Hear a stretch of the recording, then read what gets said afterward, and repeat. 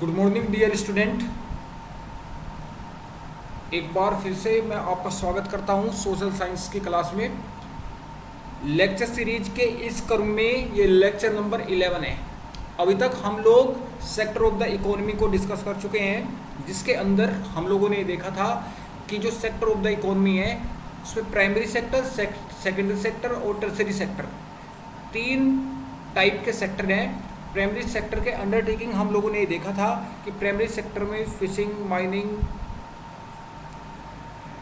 Agriculture, ये तमाम तरह के फील्ड आते हैं। सेकेंडरी सेक्टर में आपकी इंडस्ट्री सेक्टर आती है और टर्सरी सेक्टर में आपकी सर्विस सेक्टर आता है।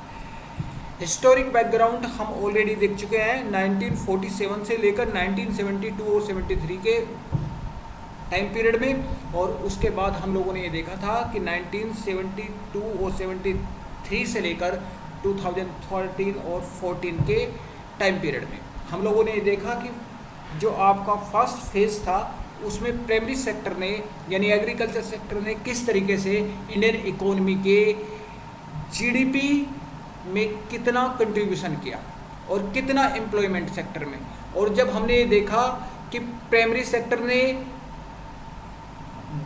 1947 से लेकर 1972 और 73 तक लगभग अबाउट 60% जीडीपी में कंट्रीब्यूट किया था और लगभग 90% के अप्रोक्स एम्प्लॉयमेंट सेक्टर में कंट्रीब्यूट किया था। लेकिन 1972 और 73 से लेकर 2013-14 के टाइम पीरियड में हम लोगों ने ये देखा कि प्राइमरी सेक्टर में जो आपका जीडीपी कंट्रीब्यूशन है वो लगातार डाउनफॉल की तरफ गया है और सेकेंडरी सेक्टर में कुछ कंट्रीब्यूशन इंक्रीज हुआ है। लेकिन प्राइमरी सेक्टर के प्लेस पर अब टर्सरी सेक्टर ने अपना कब्जा काबिज कर लिया, जिसके अंदर लगभग 60% के आसपास जीडीपी कंट्रीब्यूशन होता है। बच्चों, हम लोगों ने ये भी देखा कि भारत एकमात्र ऐसी कंट्री है जिसके अंदर प्राइमरी सेक्टर से हम सीधे टर्सरी सेक्टर की ओर अग्रसर हुए, लेकिन जितनी भी डेवलप्ड कंट्री है उन सब में सबसे पहले प्राइमरी सेक्टर को डेवलप किया गया और उसके बाद सेकेंडरी और फिर टर्सरी, यानी एक सीरीज में डेवलपमेंट चला। लेकिन भारत के अंदर प्राइमरी सेक्टर से सीधा हम टर्सरी सेक्टर की ओर अग्रसर हुए और इसका कारण है हमारा सेकेंडरी सेक्टर का सही रूप में इमर्ज ना होना। कई सारे उसके फैक्टर हैं, उनके बारे में हम लोग डिस्कस नहीं करेंगे क्योंकि वो आपके सिलेबस के दायरे में नहीं है। आज हम अनएम्प्लॉयड को देखेंगे और इसमें एक स्टोरी है एक फार्मर फैमिली की, जो एक छोटा परिवार है और जिसकी हेड एक लेडी है जिसका नाम लक्ष्मी है, ठीक है। और उसके पास लगभग 2 हेक्टेयर लैंड है जो अनइरिगेटेड है, समझ गए, यानी उसके पास में पानी देने की सुविधा फैसिलिटी नहीं है। हम लोग इस स्टोरी के माध्यम से हम ये देखेंगे कि जो अनइरिगेटेड लैंड है वो दरअसल डिपेंडेंट है रेनफॉल पे, ठीक है। अगर रेन होगी, बरसात होगी तो उनकी क्रॉप ग्रोइंग करेंगी, नहीं तो कुछ ग्रो नहीं करेंगी, ठीक है। चूँकि पानी की कमी है, वाटर की कमी है, इसलिए उस अनइरिगेटेड लैंड पे केवल 2 तरीके की फसलें प्रोड्यूस होंगी, जिनका नाम है ज्वार और अरहर, ठीक है। ये एक छोटे से परिवार की स्टोरी है जिसके अंदर मेंबर 5 हैं, ठीक है। और ये 5 के 5 मेंबर पूरे के पूरे साल उन्हीं 2 हेक्टेयर लैंड में इंगेज रहते हैं। कोई एक्स्ट्रा सोर्स ऑफ इनकम इस फैमिली के लिए नहीं है और ये जो ज़मीन है वो अनइरिगेटेड है। अगर रेनफॉल नहीं होगा, बरसात नहीं होगी तो ये लोग कुछ भी प्रोड्यूस नहीं कर पाएंगे। तो they have nowhere else to go for work. You will see that everyone is working, none remains ideal, but in actual fact their labour effort get divided. Okay बच्चों, अब ये समस्या इन परिवार के सामने है कि ये अगर बरसात नहीं होती है तो फिर क्या करें, ठीक है। अगर बरसात नहीं होगी तो फिर ये फूड प्रोड्यूस नहीं कर पाएंगे और फूड यानी क्रॉप प्रोड्यूस नहीं कर पाएंगे तो ये क्या होंगे, अनएम्प्लॉयड। तो each one is doing some work, तो हर एक आदमी कुछ ना कुछ काम कर रहा है, but no one is fully employed, कोई भी इनमें से फुली एम्प्लॉयड नहीं है। This is a situation of under employment. Underemployment की एक सिचुएशन है।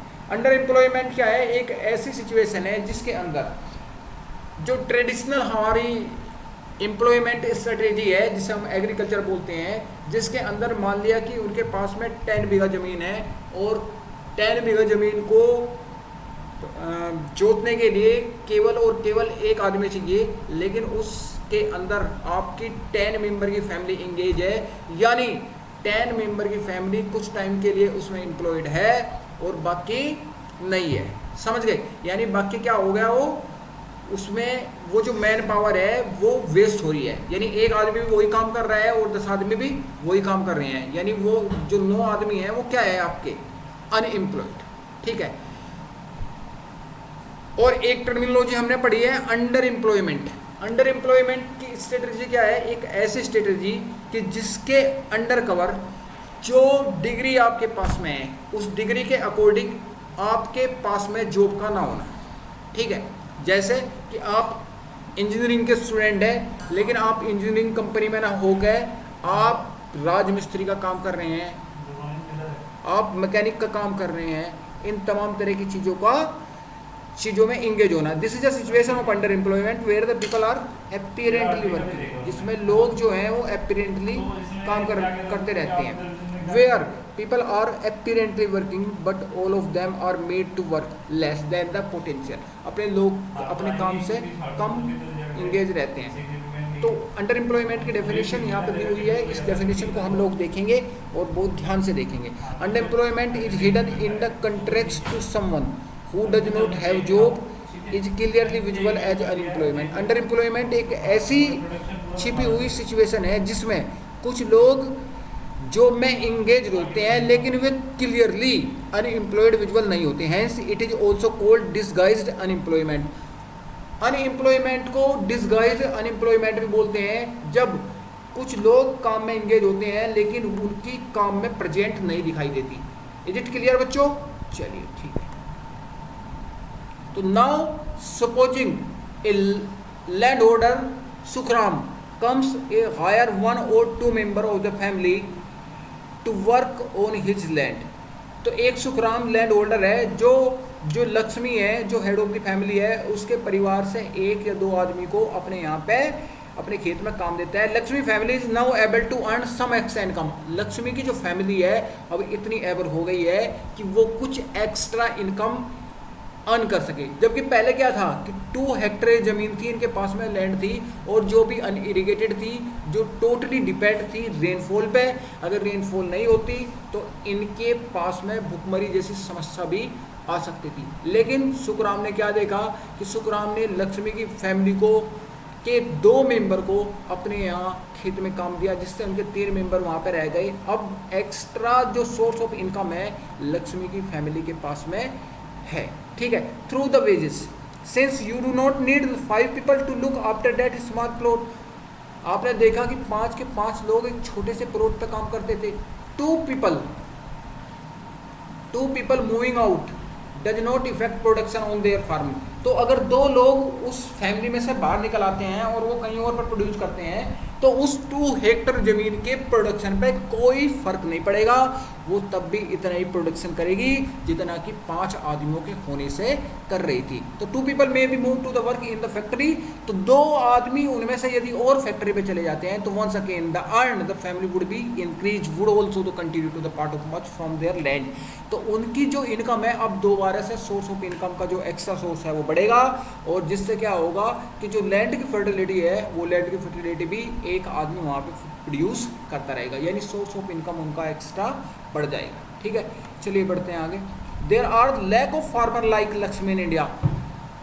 भारत में लाखों लक्ष्मी जैसे फार्मर हैं। This means that even if we remove a lot of people from the agriculture sector and provide them with proper working elsewhere.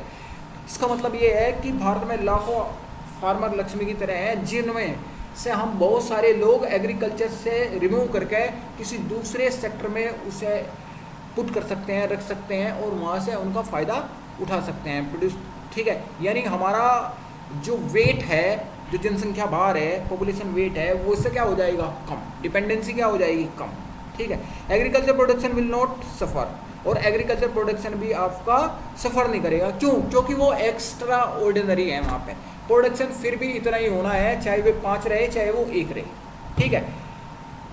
The income of the people who take up other work increase, कुछ नहीं है, ये इसकी story they रखी है, आप लोग इसे पढ़ लेना और हम लोग बढ़ते हैं आगे। Let us work these out, complete the table using the data given on graph 2 and 3, answer the question that following, ignore the data are not available to somewhere। देखो बच्चों, शेयर इन जीडीपी 1972 और 73 में हम दोनों graph देखे थे, और 73-74 के बीच, और 2011-12 और 13-14 के बीच शेयर इन जीडीपी हमने देखा कि 72-73 और 73-74 के बीच में हमारा जो एग्रीकल्चर प्रोडक्शन है जीडीपी में एक महत्वपूर्ण कंट्रीब्यूशन देता है, एक बड़ा रोल देता है, जबकि सेकेंडरी सेक्टर उससे कम और टर्शियरी सेक्टर उससे थोड़ा ज़्यादा, ठीक है। यानी पहले नंबर पे प्राइमरी सेक्टर, दूसरे पे टर्शियरी सेक्टर, तीसरे पे सेकेंडरी सेक्टर। 73-74 में एज इट इज रहता है, 2011-12 में और 13-14 में एक अलग एक्सपेक्ट चेंज देखने को मिलता है आपको, जिसके अंदर हम लोग देखते हैं कि अचानक से टर्शियरी सेक्टर प्राइमरी सेक्टर की प्लेस ले लेता है, और सेकेंडरी सेक्टर में कुछ चेंजेस देखने को मिलता है। तो शेयर इन एम्प्लॉयमेंट में 72 और 73 और 1973-74 में भी एग्रीकल्चर के अंदर लगभग पॉपुलेशन का एक बड़ा पार्ट इंगेज था, और अभी भी 2011-12 और 13-14 के बीच भी एग्रीकल्चर सेक्टर के अंदर एक बड़ा भाग पॉपुलेशन का इंगेज है। ठीक है बच्चों, टेबल पूरी हो गई, आप लोग इसे फिलअप कर देना। अब how to create more employment, now the question arise in front of us, how to create more employment, कि मोर एम्प्लॉयमेंट यानी ज़्यादा से ज़्यादा एम्प्लॉयमेंट कैसे क्रिएट किया जा सकता है। From the about discussion we can see that there continue to be considerable unemployment in agriculture sector. There are also people who are employed at all. In what way can increase employment for the people? Us look at the some time. बच्चों, हम लोगों ने पहले अभी थोड़ी देर पहले देखा है कि अगर किसी फैमिली के अंदर एक्स्ट्रा पर्सन है तो उन्हें उस एग्रीकल्चर के अंदर इंगेज ना करके किसी दूसरे वर्क में लगा दिया जाए। और पिछले चैप्टर में हम लोगों ने ये भी देखा था कि जो एक्सपीरियंस रहा है डेवलप्ड कंट्री का, उसमें सबसे पहले प्राइमरी सेक्टर को कम्प्लीटली डेवलप किया गया है ताकि रॉ मटेरियल का प्रोडक्शन प्राइमरी सेक्टर के अंदर प्रोड्यूस हो, और उस रॉ मटेरियल को हम फाइनल गुड्स और फाइनल सर्विस के अंदर तब्दील करें, जिसके लिए हमें सेकेंडरी सेक्टर की नीड होती है। और सेकेंडरी सेक्टर के अंदर जब गुड्स और सर्विस का प्रोडक्शन फाइनली हो जाता है तब हम उन्हें इंपोर्ट और एक्सपोर्ट करते हैं, यानी सर्विस सेक्टर की ज़रूरत हमें होती है। ठीक है बच्चों, तो सेम उसी पैटर्न पे हम लोगों को क्या चाहिए अनएम्प्लॉयमेंट करने के लिए कि प्राइमरी सेक्टर पे ध्यान देना चाहिए। जिस तरीके की समस्याएं वर्तमान में प्रेजेंट में फार्मर्स के सामने खड़ी है, अगर फार्मर्स को सपोर्ट किया जाता है तो एग्रीकल्चर सेक्टर में एक बूम देखने को मिलेगा। जब हमारे पास में सरप्लस प्रोडक्शन होगा रॉ मटेरियल का तो हम इंडस्ट्री सेक्टर को भी प्रमोट कर पाएंगे, और जब इंडस्ट्री सेक्टर के अंदर प्रमोशन होगा तो वहाँ से हमें एम्प्लॉयमेंट सेकेंडरी सेक्टर के अंदर भी मिलेगा और टर्शियरी सेक्टर के अंदर भी मिलेगा।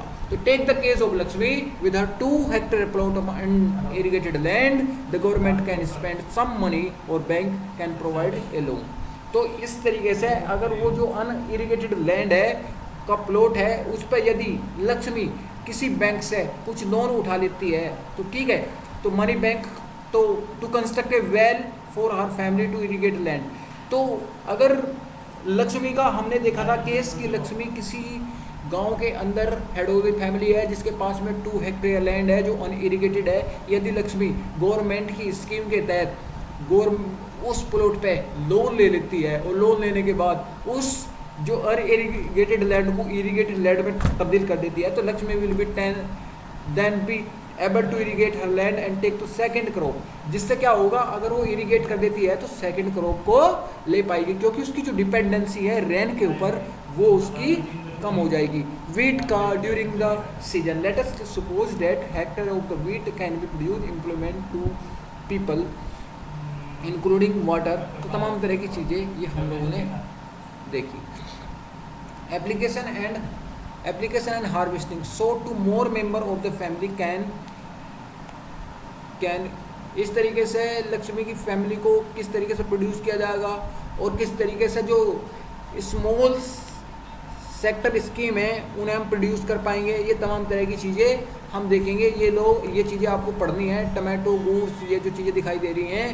और हम लोग अब बढ़ेंगे